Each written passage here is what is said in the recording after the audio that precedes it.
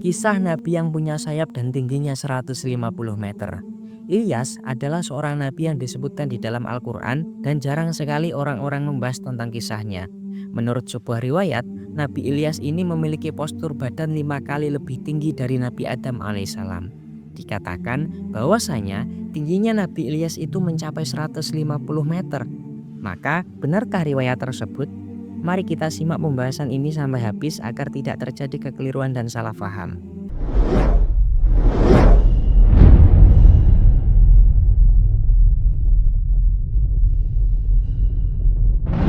Assalamualaikum warahmatullahi wabarakatuh. Marhaban teman-teman. Sebelumnya, saya membuat video hanya dengan slide-slide gambar dan gabungan beberapa ilustrasi. Mulai sekarang, saya akan mencoba menceritakan kisah dengan seperti ini, menampilkan muka saya dan sesekali menambahkan ilustrasi. Semoga kalian suka ya. Oh iya, jika ada koreksi atau kesalahan dari apa yang saya sampaikan, silahkan benarkan saya melalui kolom komentar ya. Langsung saja ke pembahasannya. Teman-teman yang dimuliakan Allah, Nabi Ilyas diperkirakan hidup pada tahun 910-850 sebelum Masehi. Al-Quran hanya sedikit saja mengisahkan tentang Nabi Ilyas ini, yaitu di surat Al-An'am dan surat As-Saffat. Namun, ada khilaf dari ulama tentang siapakah sebenarnya Nabi Ilyas ini. Di dalam riwayat Ibnu Mas'ud, Nabi Ilyas itu adalah Nabi Idris. Sedangkan menurut pendapat para ulama ahli tafsir lain mengatakan Ilyas bukanlah Idris. Ilyas adalah keturunan Nabi Harun bin Imran, yang tak lain Harun ini adalah kakak kandung Nabi Musa alaihissalam bin Imran.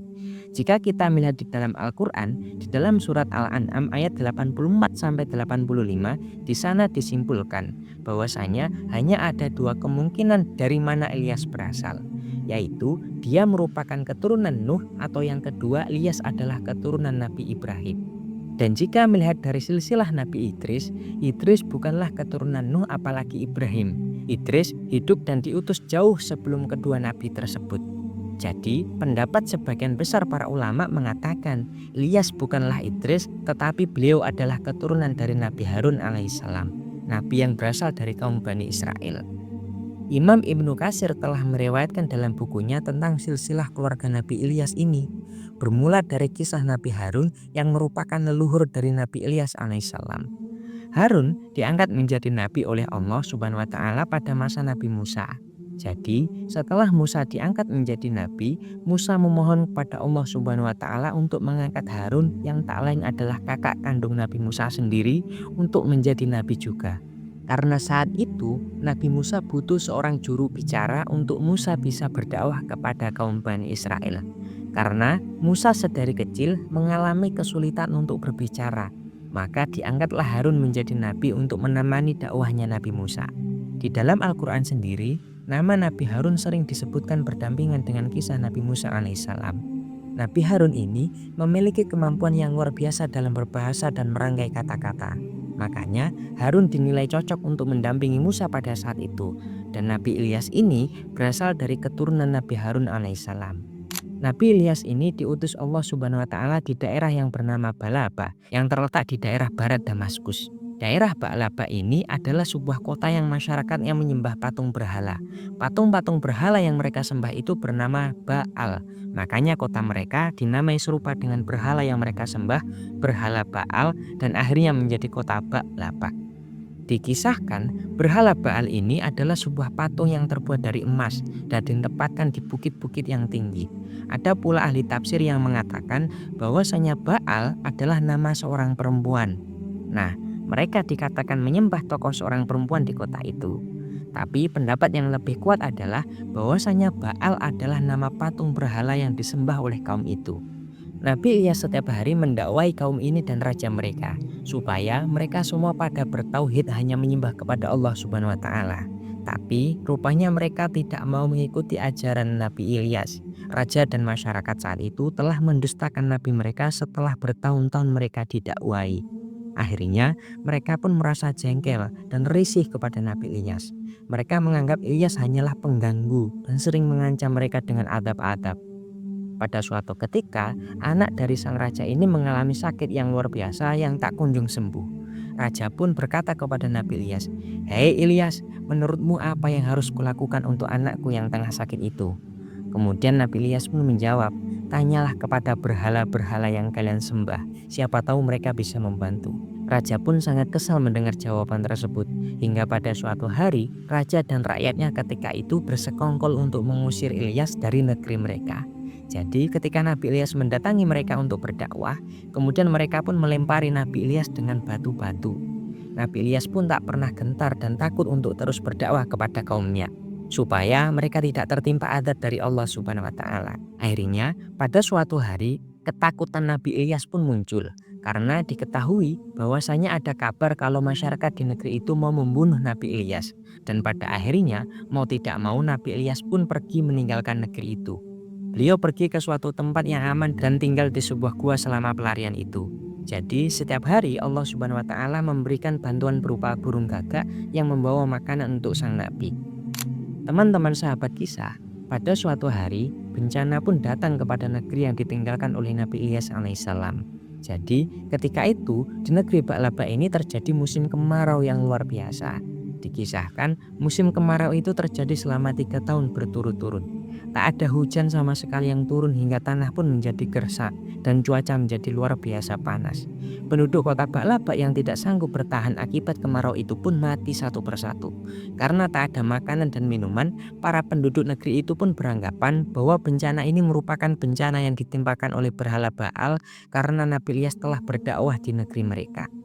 Kemudian mereka pun bersama-sama pergi mencari Nabi Ilyas dan mereka ingin membunuh Ilyas supaya musibah di negerinya segera berakhir. Akhirnya mereka pun mendapati tempat persembunyian dari Nabi Ilyas.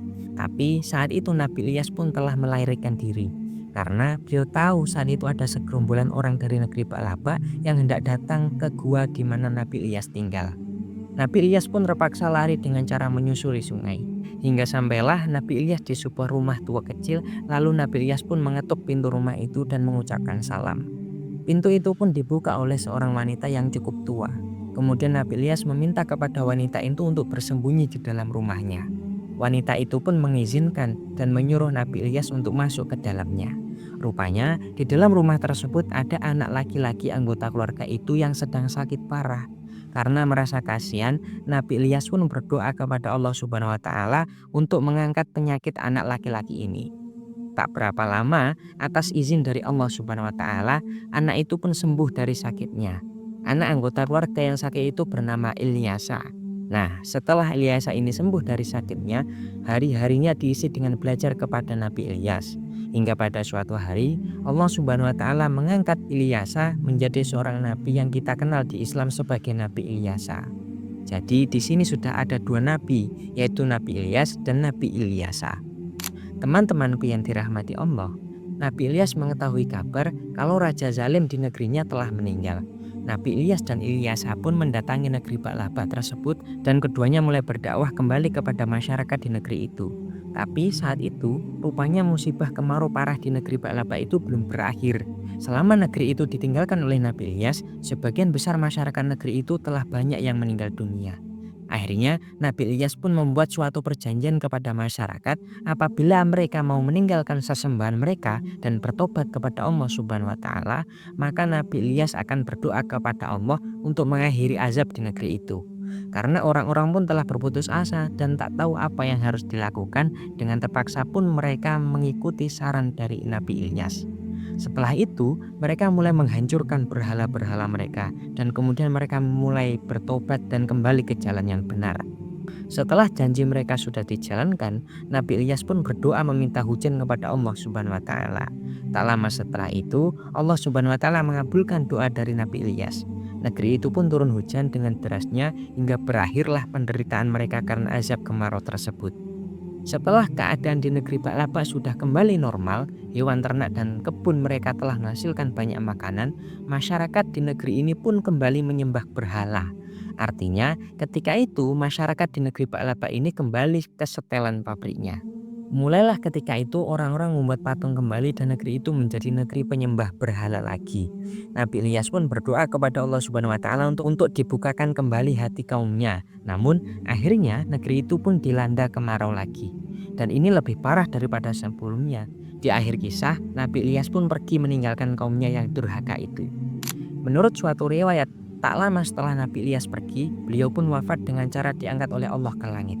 Hadis tentang wafatnya Nabi Ilyas itu disebutkan oleh Wahab bin Munafik yang menyatakan bahwa saat itu Ilyas berdoa kepada Allah untuk mencabut nyawanya karena kaumnya telah ingkar dan mendurhakainya.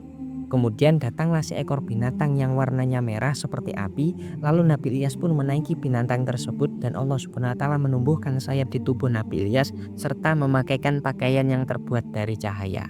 Setelah itu Allah Subhanahu wa taala merubah Ilyas menjadi malaikat, seorang malaikat manusia yang terbang di langit dan berjalan di bumi. Tapi teman-teman, hadis ini mengandung kontroversi dari kisah-kisah Israiliyat. Tidak perlu diyakini kebenarannya dan tidak pula didustakan atas kisahnya. Teman-teman yang dirahmati Allah, disebutkan oleh Imam Ibnu Katsir dalam bukunya Qisasul Anbiya bahwasanya setiap tahun Nabi Ilyas dan Nabi Khidir berkumpul dan bertemu di Baitul Maqdis, Palestina di bulan Ramadan. Kemudian disebutkan Nabi Ilyas dan Nabi Khidir ini setiap tahun melaksanakan ibadah haji berdua. Jadi katanya setiap musim haji itu pasti di Mekah sana ada Nabi Ilyas dan Nabi Khidir. Hanya saja orang-orang banyak tidak menyadari kehadiran mereka dan ketika keduanya tengah melaksanakan ibadah haji mereka pun meminum air zam-zam. Nah, setelah mereka meminum air zam-zam, perut mereka akan kenyang selama setahun penuh. Jadi selama 1 tahun mereka tidak akan memakan makanan apapun. Mereka hanya minum air zam-zam saja di musim haji. Tapi Ibnu Katsir juga menyebutkan tidak ada dalil yang sahih tentang kisah hadis-hadis tersebut. Ibnu Katsir juga berpendapat bahwasanya Ilyas dan Khidir telah lama wafat. Ada juga kisah yang cukup aneh yang dikisahkan oleh Imam Al-Baihaqi. Kisahnya begini teman-teman. Pada suatu hari ketika Rasulullah Shallallahu Alaihi Wasallam dan para sahabatnya sedang melakukan suatu perjalanan, kemudian mereka pun singgah di suatu lembah. Salah seorang dari sahabat mendengar sayup-sayup ada yang sedang berdoa di lembah itu.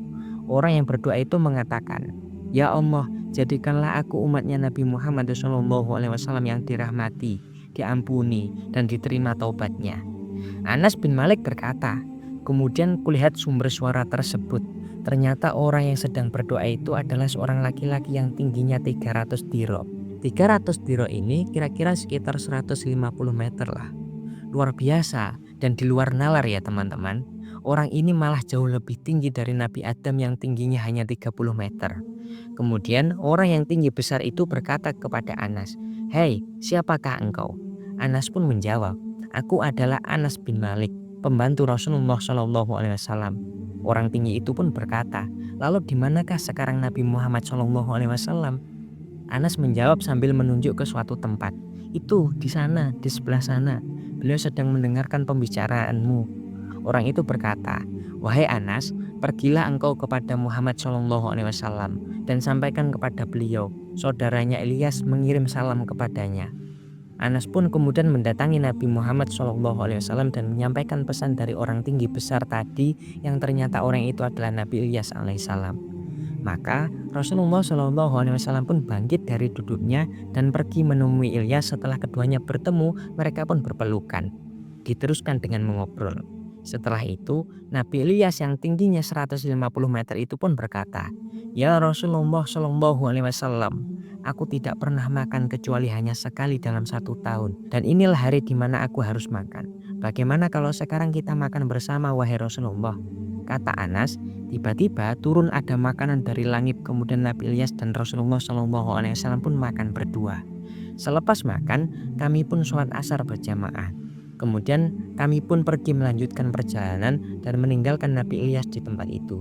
Kata Imam Baihaqi yang meriwayatkan hadis ini adalah hadis yang sangat parah. Kisah ini juga diriwayatkan di dalam kitab Al-Mustadrak karya Imam Al-Hakim dan Imam Ibnu Katsir yang menyatakan kisah tentang Ilyas yang tinggi besar itu adalah hadis yang palsu karena menyelisih hadis-hadis yang sahih dari banyak sisi. Imam Ibnu Katsir juga memberi contoh dalam hadis sahih Rasulullah SAW yang pernah bersabda, "Sesungguhnya Allah menciptakan Adam yang tingginya 60 hasta. Kemudian setelah generasi setelah Adam, tinggi manusia akan semakin tambah pendek. Jadi artinya tidak ada manusia yang diciptakan Allah Subhanahu wa taala lebih tinggi dari Nabi Adam. Sementara di kisah tadi, Nabi Ilyas tingginya 150 meter, 5 kali lipat lebih tinggi daripada Nabi Adam. Kemudian Imam Ibnu Katsir juga mengatakan, di kisah itu Rasulullah Shallallahu Alaihi Wasallam yang berdiri kemudian mendatangi Ilyas. Ini sesuatu yang tidak benar. Harusnya Ilyaslah yang harus mendatangi Rasulullah Shallallahu Alaihi Wasallam. Karena itulah adabnya dan karena Rasulullah Shallallahu Alaihi Wasallam adalah nabi di antara nabi yang paling mulia. Maka dari itu Imam Ibnu Katsir tegas mengatakan kalau riwayat hadis itu palsu. Wallahu a'lam bishawab. Jadi itulah kisah Nabi Allah Ilyas. Semoga kisah ini bermanfaat. Lebih dan kurangnya mohon dimaafkan. Yang benar datangnya dari Allah Subhanahu wa taala. Yang kurang datangnya dari saya pribadi. Like jika teman-teman suka cerita ini, share agar orang-orang lain juga tahu kisah ini, dan subscribe agar teman-teman tak ketinggalan dari kisah menarik lainnya. Saya akhiri, wallahul muwaffiq ila aqwamit thoriq. Wassalamualaikum warahmatullahi wabarakatuh.